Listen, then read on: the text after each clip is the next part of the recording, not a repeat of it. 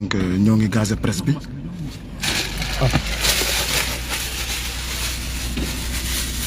donc commencé nañu gazé gis ngeen ñoo ngi gazé le député Guy Marius ngeen di gis noonu demal Marius ba tiré wuñ ko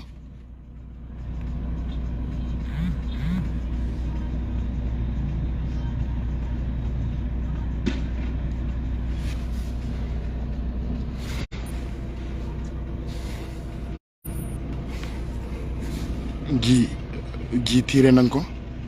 tiré nañu tànk gi bi gis ngeen tiré nañu gi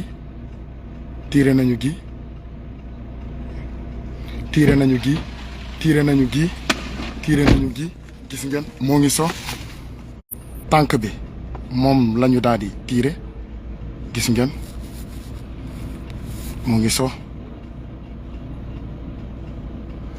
donc lii moo xew fii cité Kër Gorgui gazé journaliste yi gazé ay député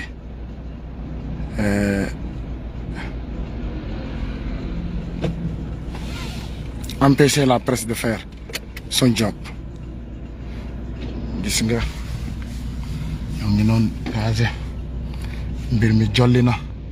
presse baa ngi daw gis ngeen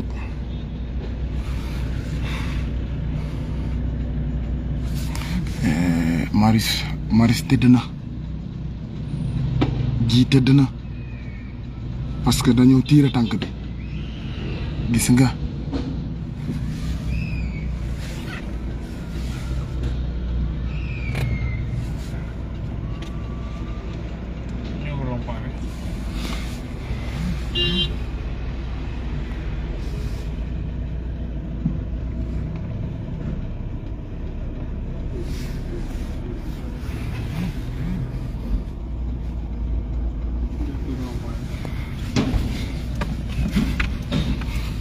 gis ngeen cité Kër Gorgui jolli na pour à titre d'information ki nga xamante ne mooy le député Guy Marius Sagna jël nañu li nga xamante ne mooy